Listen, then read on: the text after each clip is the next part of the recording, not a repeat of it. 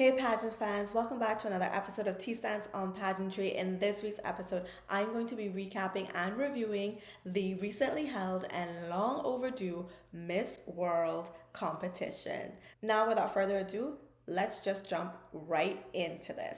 So for this year's show, I decided to join the Miss World Cayman Islands committee for a viewing party, and I'm so glad that I did, you guys, because it honestly made the experience so much more enjoyable than if I had just watched it on my own. And that really leads me into, I guess, my greatest critique or my biggest pet peeve with the Miss World pageant. I feel like they could really be doing a much better job at one, marketing their show or marketing their pageant, and two, putting on a more exciting and engaging and entertaining pageant show for the audience to watch. Overall, I felt like, the show was, I think, about maybe 3.5 hours long. And while I love pageants, and I honestly wouldn't mind it being that long if it was entertaining, but it just wasn't as entertaining to me. And so it felt very long. I mean, we started out with the introductions, which is fine, standard procedure, but an hour and a half into the show, and we still had not gotten to the eliminations. So, from the graphics that I saw on social media, it looks like the eliminations were supposed to go top 40, top 12, top 8, top 4, and then first runner up, and then crown the winner. Cool. But it took a really long time for us to get to those eliminations, y'all. And I don't know about anyone else. The feed that we were watching it on, the sound was really out of sync with the actual video footage. So it was really, y'all, it was really bad because it was like we were seeing everything happen and then there was like a delay with the sound. So that was taking away from the experience. And I feel like they played a lot of packages, video packages, really, showing the fast tracks, which was nice to see, but a lot of them were a little too long. The packages could have been a little shorter. That way we could have moved things along a little bit faster. But yeah, we got our top 12. And then after the top 12, we got our top 8. And I kind of like the way that they did it. I think each continent had two girls. So then they asked them all the same question, or at least the two from each continent got the same question, which I liked. So you were like being able to compare the two. But I did not like that they didn't have headphones. You guys, they didn't have headphones, and I feel like that's really unfair, especially for the person who goes first, because it's the first time you're hearing the question. You don't actually get a lot of time to answer it or to think about your answer.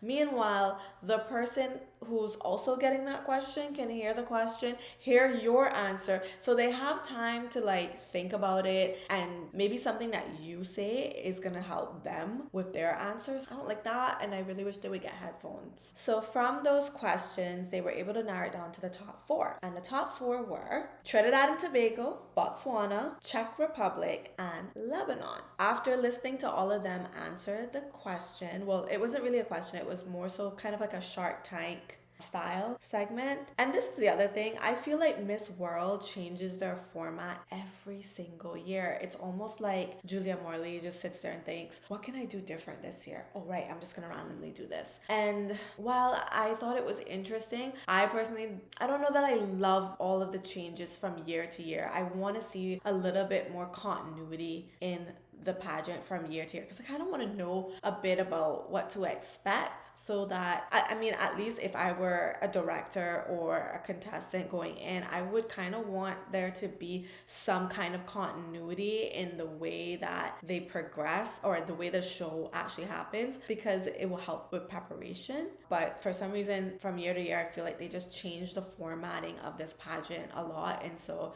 I don't love that, but to each their own, I guess. But anyway, the top 4 all had to convince the judges of Shark Tank India why they should be the next Miss World.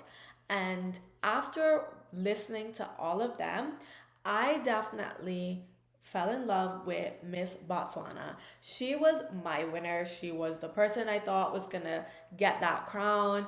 If you ask me, like, I love the way she speaks. She speaks in a very soft tone. And honestly, typically I don't go for title holders or contestants who speak very softly, because I feel like it's a sign that they're not as confident.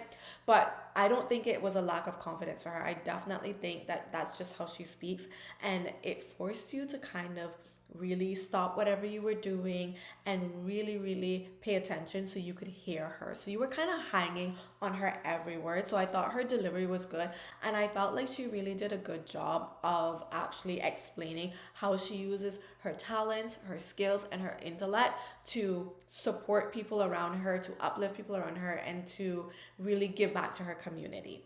And so I just felt like I resonated with her answer a lot. And for me, she was the winner. But as you guys know, that did not happen. Lebanon was actually the first runner, and the winner was Miss Czech Republic. And I definitely feel like Miss Czech Republic, in looking at her, the one comment that I had about her was that, gosh, she just looks like a queen. She just is statuesque. She looked so confident, and she had like really great posture. So I don't know, I thought that she looked like a queen. And I guess the judges agreed that she looked like a queen because they crowned her. I guess the judges saw something that I didn't see. And I have to admit, I did not watch or pay attention much to any of the fast tracks or anything that was happening in the lead up to this final night. And so maybe there were things that I missed, but I definitely saw that a lot of the pageant vloggers had her listed as one of their top four. So there must have been something that she was doing right in the lead up to this. So I want you guys to comment down below what you guys think it was that made Miss Czech Republic stand out to the judges or stand out to Julia Morley and ultimately allowed her to secure the title of Miss World 2024. So I do want to give a special shout out to our Miss World Cayman Islands, Leanne Tibbet. Girl, you did amazing. We are so proud of you. Thank you for representing Cayman with so much pride and so much beauty. Now, the last thing I want to comment on is all of this social media backlash because of what happened on stage when Miss Botswana went to answer her question. So when she went to answer her question, Megan went to fix Miss Botswana's hair. Now, I have to admit, when I was watching it, my real-time reaction was I just turned to the person next to me and I said, well, that's really sweet of her to like fix her hair. Like, I definitely did not think it was a big deal. I did not see anything wrong with it. So I was ultimately surprised when I saw all of this backlash that Megan has been receiving from the fans. And I'm honestly genuinely surprised because like I said, I didn't think it was a big deal. I didn't think it was rude. I didn't think it was out of the way. But I realized that I am also not from Botswana.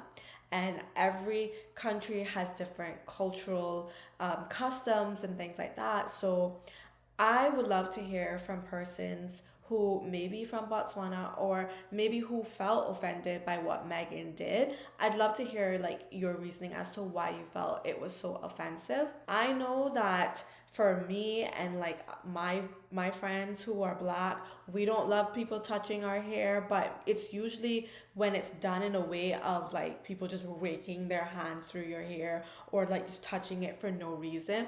Megan definitely had a purpose. She was just trying to be sisterly and queenly and just, move her hair out of her face. And, she was really close to her on stage. So I'm sure that it was probably like a few fine hairs that was on her forehead that she just wanted to move out of her way so she could be picture perfect. But again, I'm not from Botswana.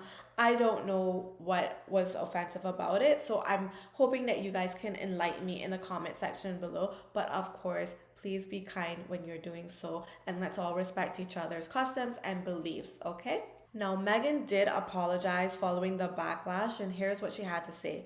Last night, during the final, I fixed Miss Botswana's hair on stage. I wanted to offer a helping hand, but I failed to oversee the bigger picture. This could have caused distress during that moment, and I have been made aware that culturally, this is unacceptable. We have spoken privately last night at the hotel, and I have apologized to her in private. To those who witnessed the incident, I also want to apologize for any discomfort or confusion my actions may have caused. It was a thoughtless and disrespectful act, and I take take full responsibility for it. I assure you that it was not my intention to invade personal space or make anyone feel uncomfortable. I deeply regret my actions and will strive to be more mindful and respectful in the future. Now, as far as apologies go, I have to say this was a pretty good one. Megan took accountability for her actions. She recognized that they were offensive or caused discomfort or confusion, and she apologized. She did not make excuses. She recognized that this was culturally unacceptable, and I have to commend her for that because a lot of times we don't see that in people's apologies. So I think this was really handled well, and I'm just curious again if you guys can comment down below to tell me a little bit more about the culture of Botswana and why this would be so offensive to people from Botswana. So I'm looking forward to reading those. And again, just please be kind and respectful. All right, you guys, that concludes our episode for today. Thank you so much for tuning in. Please have a great week. Until next time. Bye.